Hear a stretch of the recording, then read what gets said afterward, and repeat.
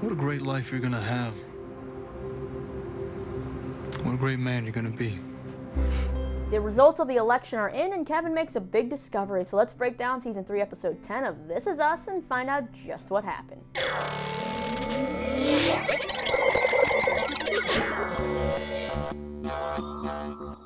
Rise and shine on, you lovely people. Lisa here, and after weeks, This Is Us is finally back from winter hiatus, and the results of the election between Randall and Saul Brown have arrived.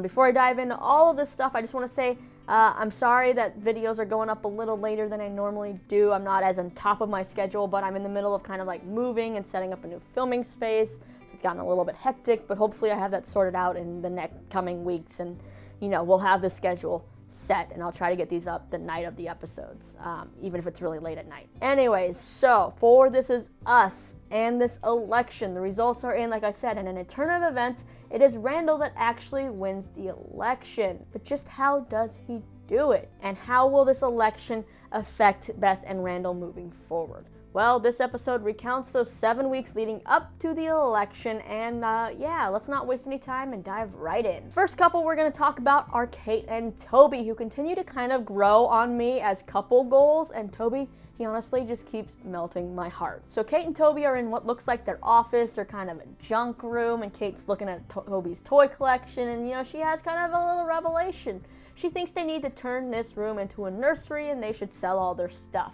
But when Toby notices that his box marked DNS that he put under the counter is gone, he starts to panic. Now it turns out Kate sold this box to a college kid because she thought DNS meant donations. But Toby informs her that DNS actually means do not sell. So why is Toby so freaked out about this box being sold? Well, this box contained his original collection of Star Wars action figures that were a big comfort for him after his parents split, that he's carried with him since childhood, that he was hoping to pass down to their son. So now Kate's like, we gotta fix this wrong, and she and Toby make it their mission to track down the kid they sold the action figures to, and they find him. His name is Gabe, and they visit the college campus, but Gabe, he refuses to give them back the toys, action figures, even after Kate tries to win Gabe over with her sob story about how she has nothing to pass on to her own kids since her house burned down and she lost all her childhood things and her dad also died, and how Toby wanted to give these action figures to their child. And well, Gabe, he's just a jerk and doesn't sell them back. So what does Kate do? She spends her time on eBay trying to buy back similar action figures like one by one. And while Toby is still a little sad that they're not his original collection, Kate comforts him in the sweetest way. Because I know with every part of me that you are gonna be our son's favorite thing. And then we have Toby doing kind of what Toby does best, one-upping Kate in another sweet way. So Toby's finished up setting the nursery, and when he shows it to Kate, she spots on the dresser, the table, a handmade replica of the Three Rivers Stadium, and she just starts bawling. And inside the stadium are the Star Wars action figures she bought for Toby that are set up like they're playing a football game. Now Kate can't stop crying after seeing this, and Toby doesn't know if this is a good cry, a happy cry. He even calls Kevin for advice about how to make Kate stop crying. So what's the significance of this stadium? Well, when Kate was a child, Jack made a replica of Three Rivers Stadium by hand for Kate, and they would play with it together, but it was destroyed in the fire. And Kate happened to mention it quickly during her plea with Gabe as something she wouldn't get to pass down to her son. So Toby, being the amazing husband he is, who actually seems to listen, called Kevin, who had a photo of the stadium, and sent it to him. So Toby took it to a dollhouse maker who built a replica of the stadium. So thankfully the tears that Kate was crying were happy tears. And you remember how Kate told Toby that he'd be their son's favorite thing? Well, Toby decides to flip that on its head and correct her on what she said. And for the record, I'm going to be our kid's second favorite thing. You're the first. Like, seriously, can these two get any cuter at this point? I don't know, but they're the happy couple in this episode. So let's move on to a couple that has a little bit of a bumpier ride, Kevin and Zoey. Kevin and Zoey have arrived back home from their trip to Vietnam, and they're going to contact Veteran Affairs to see if they can get any more information about Uncle Nicky. And Kevin's decided he's not going to tell the rest of the family just yet because he thinks they would freak out and he wants to make sure he knows everything first. So when Zoey then makes a remark about how it's good to be home, Kevin takes this as she's calling his place home. So he decides to pop a big question. He asks Zoey to move in with him, and she says yes and inherits the spare key, which is on a beautiful John Stamos keychain. Now Kevin, he's so excited that they're going to be living together now that he even shares it with everyone, including the Veterans Affairs worker who's not too impressed by this whole thing. Now this worker basically informs Kevin that to get any of the information about Nicky, Kevin needs to have documentation or proof that he's the next of kin, or an official letter from a military personnel or congressman or someone like that to authorize the release of the records. What do you know? Zoey just happens to know a congressman, and it's because she dated him for a while. So they go meet up with this congressman, who we learn is named Andy, and things get very, very awkward. You see, the congressman's attitude changes when he learns that Zoey's now living in New York with Kevin, and when they tell him what they need, Andy's kind of like, oh, I thought this was for something more serious, and he's not really into this whole thing. He does, however, say he'll help, but it kind of seems like it's not something he wants to do, because obviously not enough time has passed between the breakup. He thought he could handle it, but he couldn't. And he reveals that Zoey broke up with him over email. Ouch, right? So when Andy leaves, Kevin questions Zoey about all this relationship, and Zoey reveals that she and Andy dated for a couple of years. It was serious, and when he talked about moving to New York together, he would send her back apartment listings, and she realized it just didn't feel right, so she broke up with him over email. So the question is, which is worse, being broken up with by email or text, because both suck. Well, this just gets into Kevin's head, plus the fact that Zoey still hasn't unpacked any of her boxes. It causes Kevin to confront Zoey, in which she tells Kevin that, you know, he kind of pushed her into all these big life decisions, and now Zoey's like, I need space, and yeah, things aren't looking good for Zoey and Kevin at this point. Now on election night, Kevin apologizes to Zoey, but she says she can't do this and gives John Stamos back to Kevin. Well, as Kevin is going to his car, Zoey actually follows him and does finally come clean about why she's acting this way, about her fears and this whole situation, which stemmed from the trauma that we learned about with her father, which Kevin is one of the only people in her life to know about. So Zoey admits that it's a big thing for her to give up her safe space, and she's never lived with anyone before, but that she actually does want to live with Kevin, and she does like what he's pushing for. And then comes some big words, like those big words I think Kevin's been waiting for. I want John Stamos back.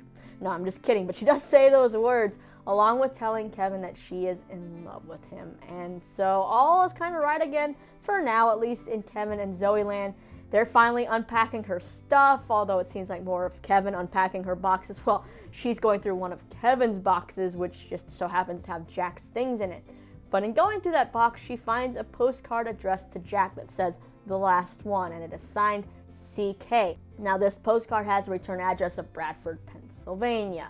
And Kevin realizes that the CK stands for Clark Kent, which they learned from Nicky's file is how he actually signed out of the hospital after being medevaced from Vietnam. So that means that Jack knew Nicky was alive this whole time, and now it's just a matter of finding out why Jack would have lied to the family about it. Last up, let's move on to the couple of Beth and Randall. So we didn't leave them in a good spot when the last episode ended with Randall sleeping on the couch after the big fight with Beth over the election and putting, you know, the community over the family and everything like that. Well, we pick up right after that with Randall still sleeping on the couch and telling Beth he's not going to give up on this election.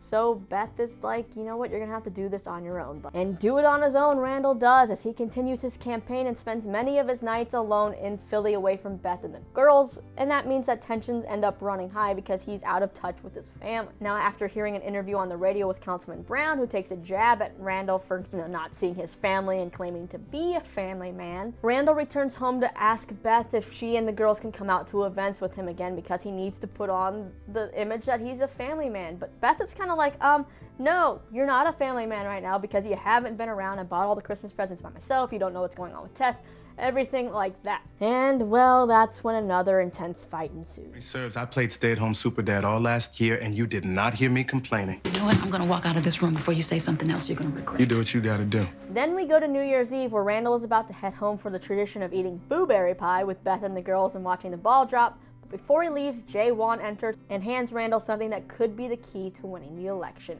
Looks like they actually dug up some dirt on Councilman Brown. He was arrested for drunk driving 6 years ago, but was never charged because he paid off the cops and the reporters. So now Randall has the ammo to win the election, but will he use it? Because that would mean kind of crossing a dirty line, right? Well, on his way home, Randall goes to a diner to get a pie, but they've unfortunately just sold the last blueberry pie and they're not about to make Randall another one, even though he begs. Now, as Randall's leaving to go home, he feels like he's about to be in even more deep water with Beth and the family.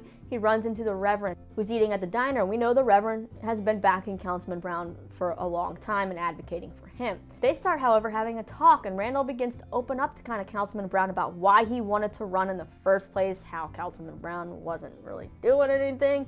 And then Randall starts talking about his dad and how Jack always told Randall that Randall was going to be a great man. And then we've seen that Randall has been thinking a lot about, this trip that he took with Jack to look at Howard and their talk at DC at the memorial. So Jack told Randall the teen that he was going to have a great life and be a great man.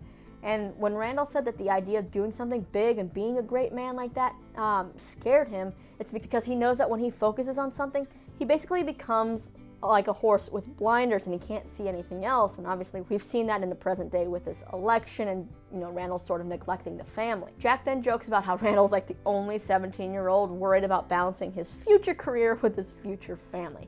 But Jack tells him all he has to do is, if he finds the key to the puzzle of balance, it's having someone like how Jack has had Rebecca to be there to kind of balance everything out, and that Jack hopes Randall finds that special someone, because if he does, they're going to be like an unstoppable force. And well, we know that Randall found that with Beth. So remembering kind of all this talk, Randall opens up about how it's harder for him to be a good man than a great one, and how he's sitting on this information that could be the key to changing the race. So the Reverend decides to give Randall some advice that he usually gives people who are on their deathbed. He says that Randall should act in a way that's going to make him smile when he's old and gray, thinking about the life that he lived. Like, if he does that, then he thinks that Randall will make his dad proud. So then the Reverend also reveals that he's the one who bought the last blueberry pie, and as a kind of a peace offering, he offers it to Randall. So Randall heads home and throws out the envelope Jawan gave him, and he basically apologizes to Beth and the girls and decides to put his family first and put this election on the back burner.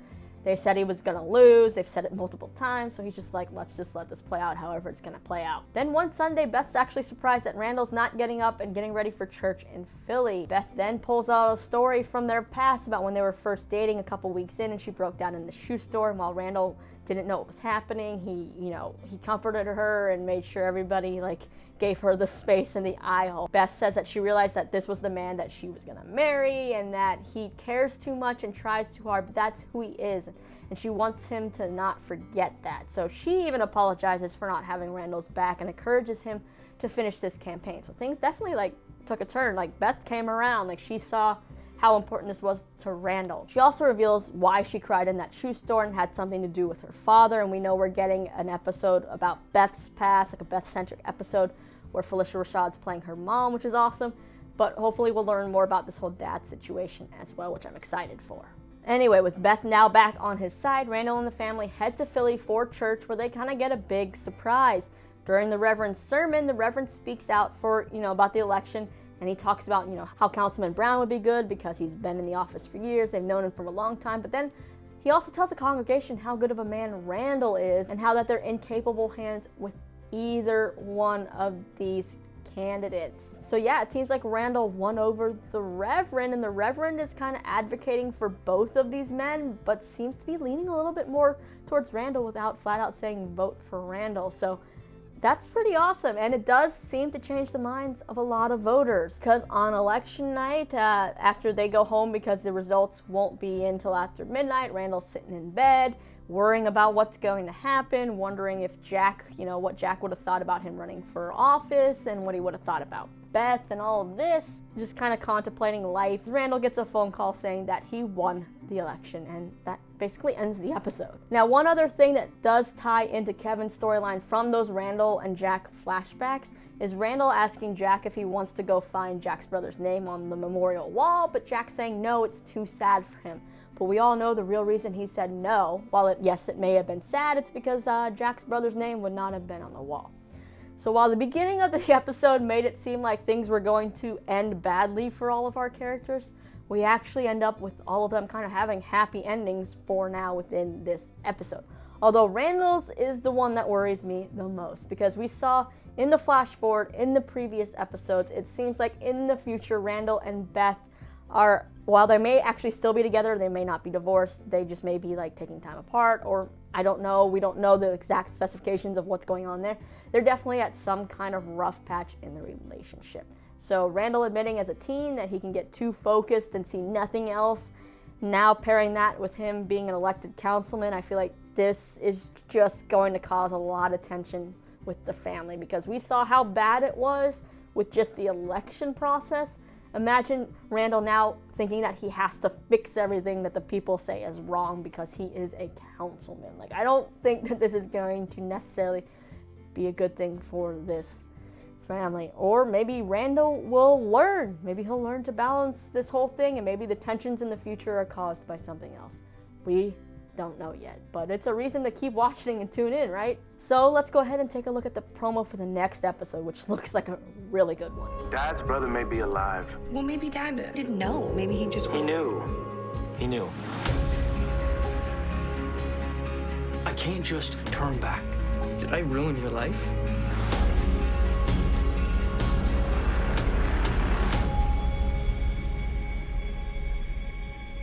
Alright, so the whole getting our answers, I think, about Nicky are maybe going to happen in this next episode, because we see in the flashback storylines, Jack actually goes to visit Nicky, and then in the present timeline, the big three are showing up at Nicky's trailer, and I already wish it was Tuesday because I want my answers, but I'll just have to be patient. Till then, though, hit me up with the comments and let me know your thoughts on this week's episode. What do you think is going to happen with Randall and Beth now that Randall has won this election?